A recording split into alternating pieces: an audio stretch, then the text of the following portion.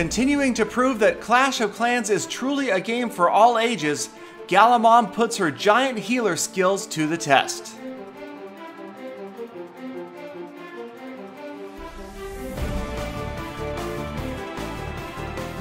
Greetings fellow Clashers and welcome to Clash of Clans Attacks, and today in what could become a full-fledged series, Clashing with Galamom, today she tries some giant healer with her Town Hall 7 account. Now, despite popular belief, I do not live in my mom's basement. In fact, she is all the way across the country from me, so it does make instructing her on some of these tips a little bit difficult. I asked her to check out my giant healer episodes and gave her some general tips over the phone. And this was the first replay that she showed me, and yeah, things went south pretty quickly.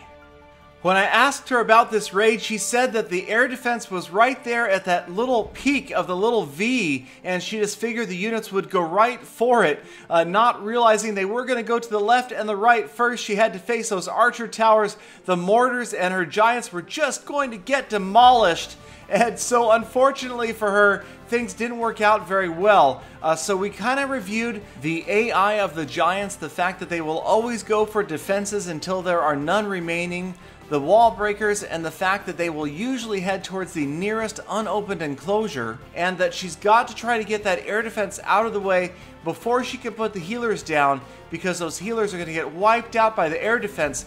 But she was also fearing that if she put the healers down, the archer towers and the wizard towers would wipe them out. And I explained to her that the whole idea was those giants are trying to grab the attention of defenses like wizard and archer towers, and then the healers could move in and keep those giants healthy as long as that air defense wasn't around, which would of course target those healers and take them down rather quickly. So Galamom, always hating to leave a loser, goes ahead and snipes off that town hall, and she will actually deploy some units, take some of the loot from the outside.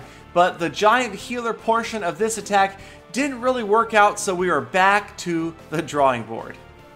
After a bit of review, Galamom was back out on the hunt for loot, and she found this village with over 400,000 in loot available and only one air defense, and it was on the far side of the village. So things started out okay, but apparently Galamom says those wall breakers are expensive and she hates to let so many of them go at once. So unfortunately, we did not talk about base design and the fact that this type of multi-enclosure base with slightly higher level walls is going to pose some serious problems for the giant healer strategy, not to mention the fact that she waited way too long to put the healers down with no air defense in the area whatsoever. There really wasn't anything to stop them even from the very beginning of this attack.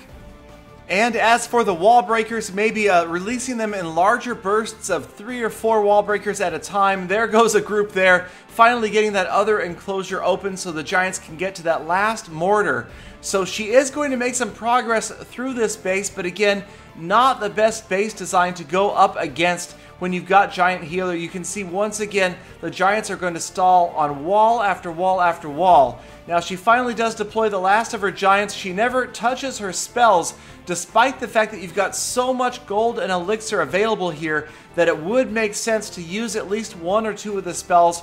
She doesn't want to touch those either. They're kind of expensive, so she's going to have to settle for just getting a portion of the loot. And you can see the last of the giants are down on the left-hand side. The healers are healing the archers, but Galamom is happy again because the archer is going to get that town hall down, and yes, that means she wins. So she is going to win this attack, at least get that town hall down. And some loot is getting collected, but unfortunately there's going to be a lot left behind. And not just from the center of this base. As we pan out, you'll see, yes, we've got gold mines and elixir pumps way outside the range of any effective defenses.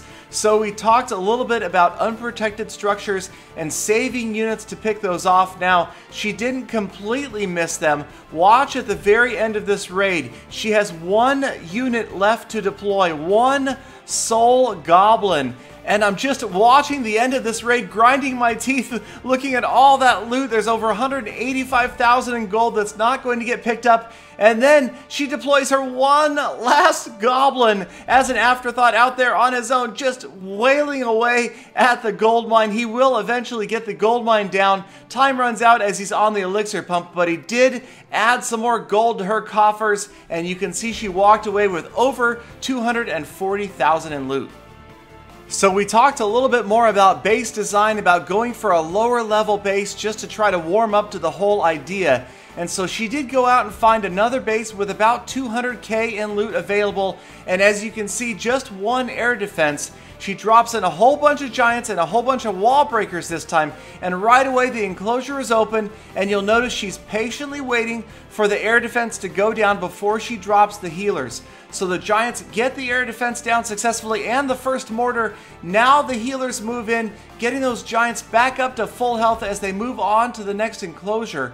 But we've got more wall breaker issues. She's again holding those wall breakers back, and then finally when she does release them, it's one and then a second and then a third, and they end up going to 3 different wall locations rather than where she really needed them off to the right. So again, we're going to talk about dropping wall breakers in groups and dropping them closest to that enclosure that you need to get open.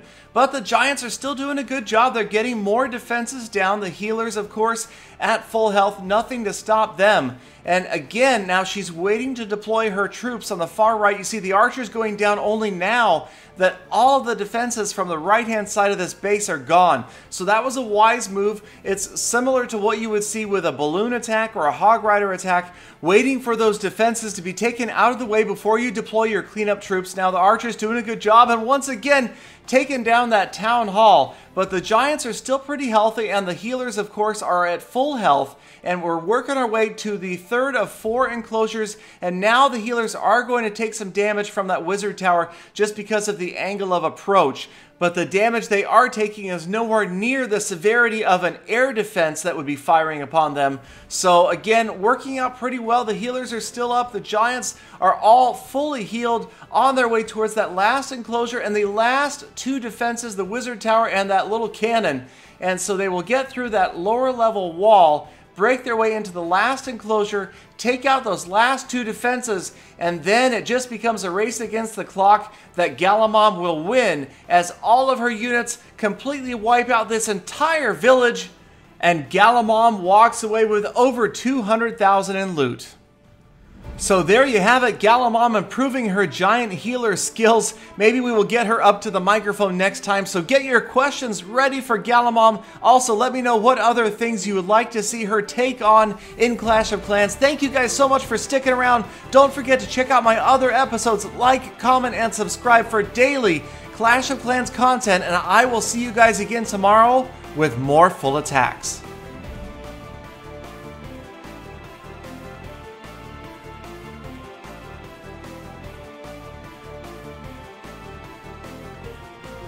Galadon, it's Galamom.